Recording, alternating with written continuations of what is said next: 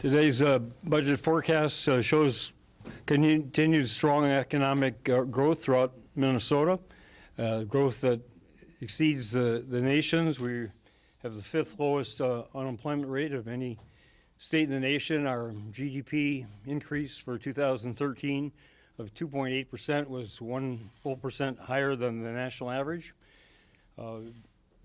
Compared to the February forecast, the projections of the national economic growth have diminished, and that is a factor in our performance as well.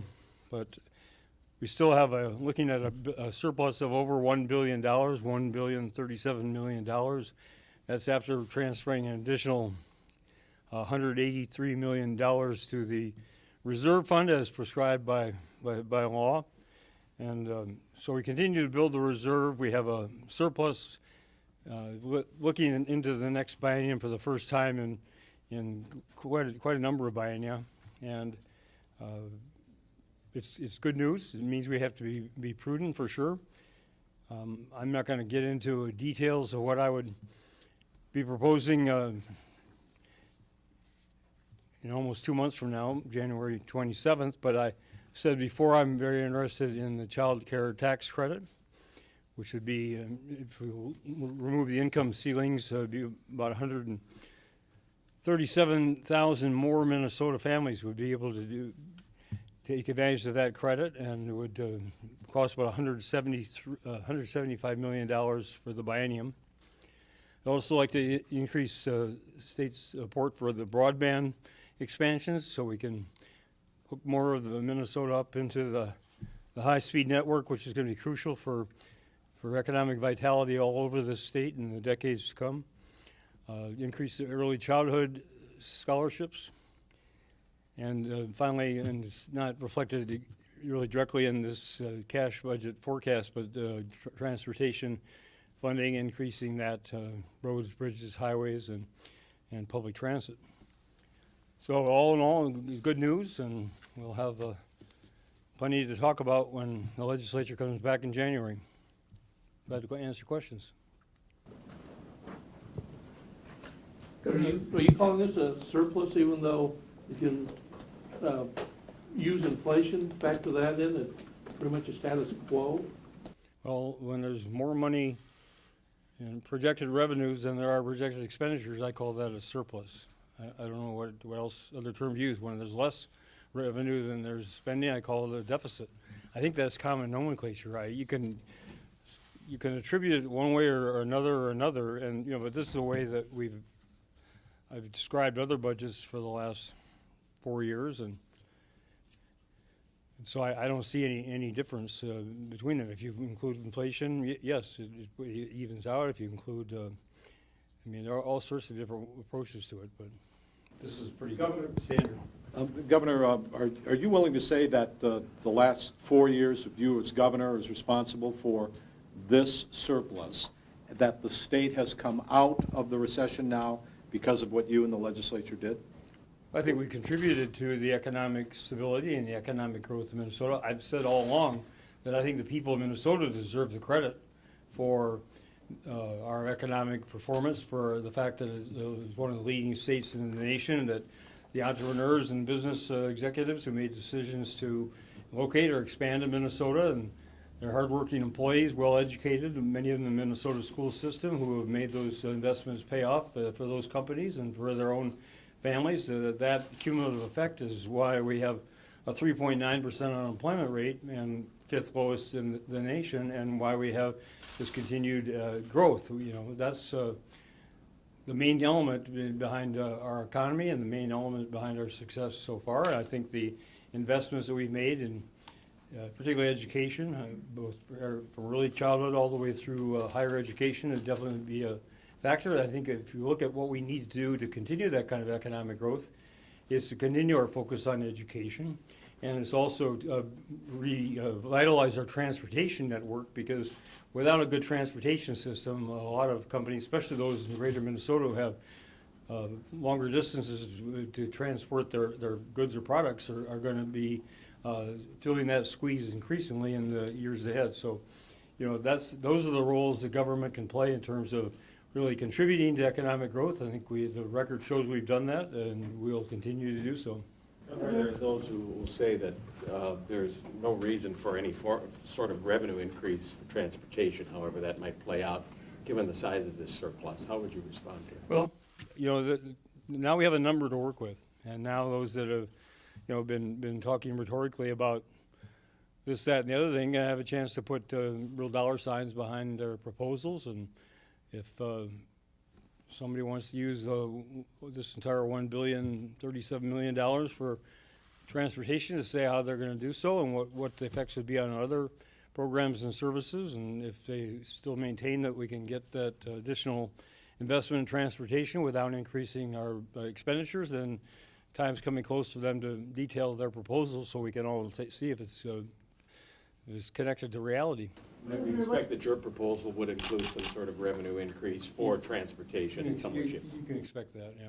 Governor, what's your explanation for the fact that we have slower wage growth in this forecast despite our low unemployment rate? And what should be this policy response to this slower wage growth?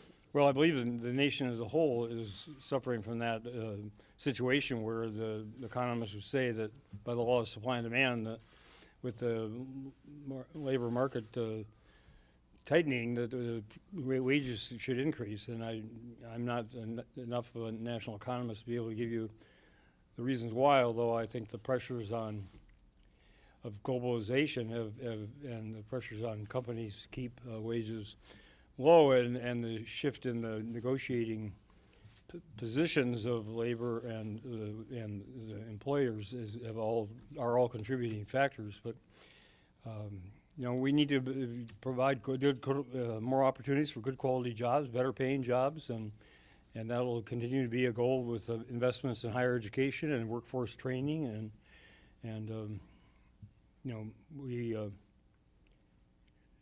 there's only so much we can do to directly affect the wages in private sector, although with the minimum wage increase, we've done what we could at the lower end of the scale, and hopefully that will, among other things, have a ripple effect at other wages at higher levels.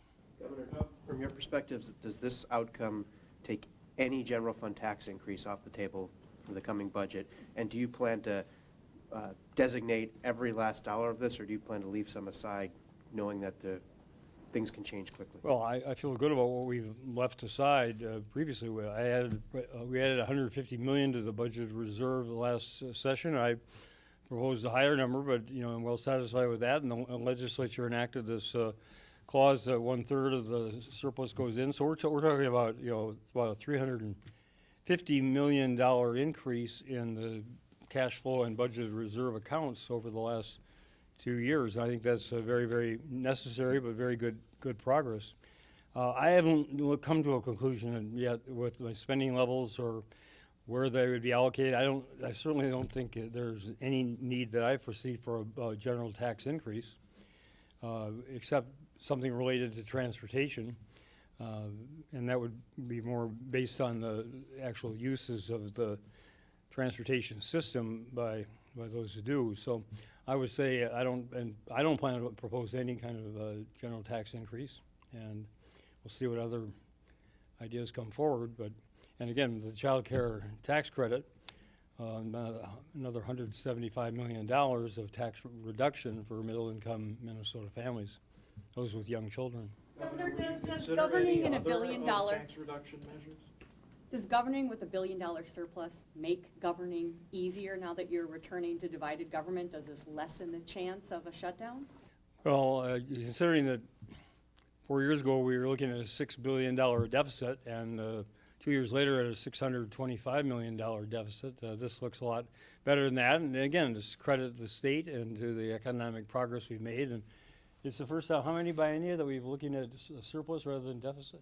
About 8 years ago, the last time we had something. So, I mean, this is greatly improved territory, but, there are always going to be challenges in the session, and there'll be plenty of ideas for use of this money and many, many good ideas, both for tax reductions and for spending increases. So, but I think it should make it more more possible that we will come out of the session on time and without a showdown that we had in 2011, which is certainly something I want to avoid if possible, but we'll have to see the amenability on the other side to doing the same.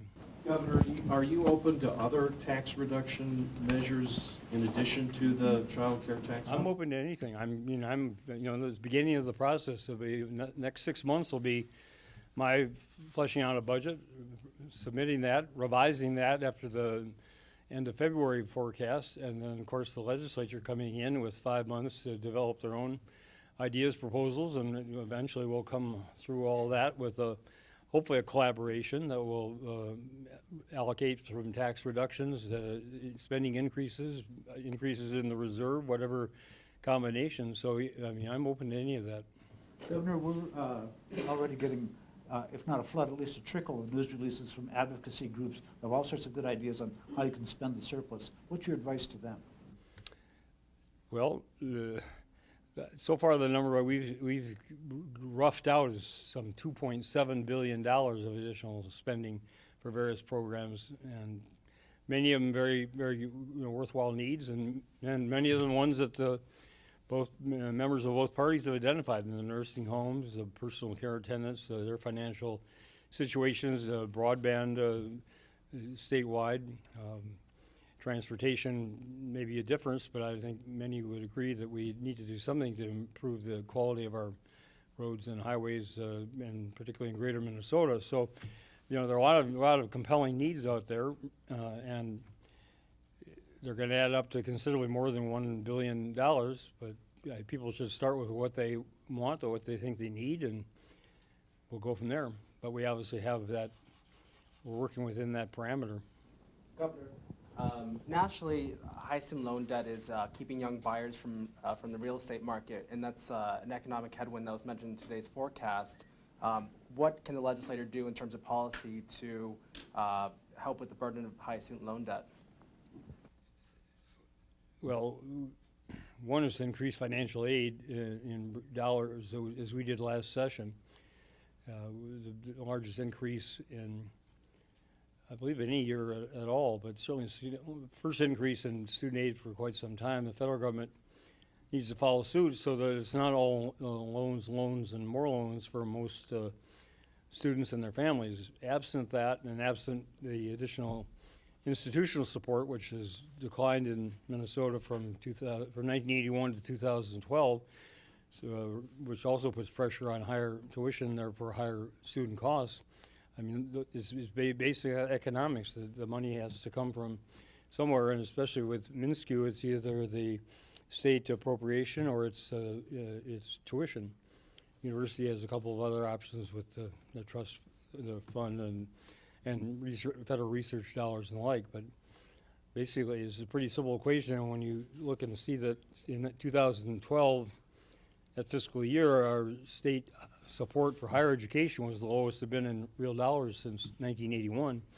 It's not surprising then that the pressures on tuition were during that time were considerably to go higher.